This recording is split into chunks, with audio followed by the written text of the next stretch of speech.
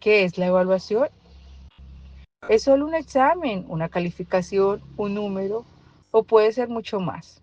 La evaluación es un término que todos usamos, pero que interpretamos de maneras muy diferentes o distintas. En el ámbito educativo, la evaluación ha sido históricamente un asunto complejo y a veces controvertido. Existen muchas tensiones entre cómo debería ser la evaluación, desde la racionalidad técnica o positiva de la que nos invita a reflexionar Juan Manuel Álvarez Méndez en su texto. Evaluar para conocer, examinar para excluir. Esta se ve como un ejercicio que tiende a reducir la evaluación, a medir, a calificar, a clasificar o a examinar. Se preocupa por la fiabilidad y validez estadística, dejando de lado aspectos cualitativos y contextuales. En Colombia vamos con esta línea de tensión con exámenes estandarizados como las pruebas del saber, SKEs, IFES, entre otras, que no tienen en cuenta los contextos en que se da el proceso educativo. Evaluar solo al final del proceso es llegar tarde para asegurar un aprendizaje continuo y oportuno. Además, cuando no hay igualdad de oportunidades, una supuesta evaluación justa y objetiva solo logra perpetuar, acentuar las diferencias sociales. Como indica el Pacheco en su documento, es necesaria la comprensión holística de la evaluación y entendiendo su por qué y su para qué y, lógicamente, su impacto en la formación.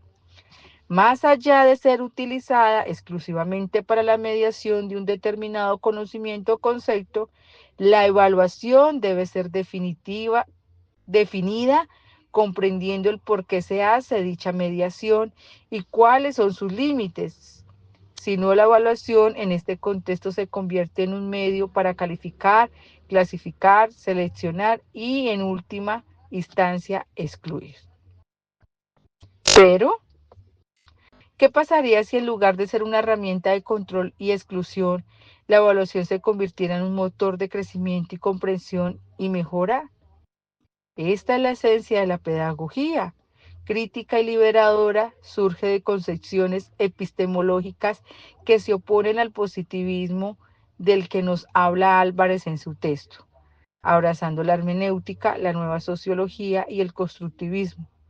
Para esta corriente el conocimiento es una construcción histórica y social dinámica, donde el aprendizaje se da activamente en comunidad entre pares. Desde la pedagogía crítica, la evaluación se transforma radicalmente, se convierte en una oportunidad excelente para que los estudiantes defiendan sus ideas, afloren sus dudas sin temor a ser personalizados. En Colombia la pedagogía crítica nos llevaría a un horizonte de posibilidades donde los estudiantes se caractericen por tener pensamientos críticos frente a lo que aprenden, por estar interesados en construir con sus pares. Estos cambios no se darían solo cambiando la forma de evaluar. Es necesario recordar que la evaluación, por ejemplo, en el caso de Colombia, está guiada por políticas educativas a las que deben regirse las escuelas.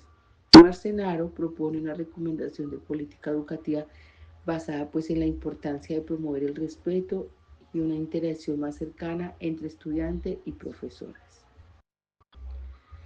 Pues para mejorar este rendimiento académico se sugiere una tendencia hacia las políticas que se consideren el clima escolar y las relaciones interpersonales como factores importantes a la hora pues de evaluar. A grandes rasgos nos damos cuenta que la pedagogía crítica, la evaluación se alejaría de los pachecos, de lo que Pacheco nos menciona como bucle atemporal, donde se busca la memorización de contenidos, la mediación de unos sobre y otros, y nos acercaría a la formación de las personas en todas sus dimensiones. Personalmente considero que en un país como Colombia, para poder hablar de evaluación donde se tenga en cuenta al otro y su contexto, es importante abordar el diálogo intercultural. El diálogo intercultural debe ser abordado en la educación desde la escucha, el entendimiento y el aprendizaje de lo que las diversas voces en nuestro país tienen por decir. Para la autora Silva Rivera, la interculturalidad, como está entendido aquí, requiere una consideración acerca del lugar político de enunciación y la fuerza epistémica de los movimientos indígenas y afros.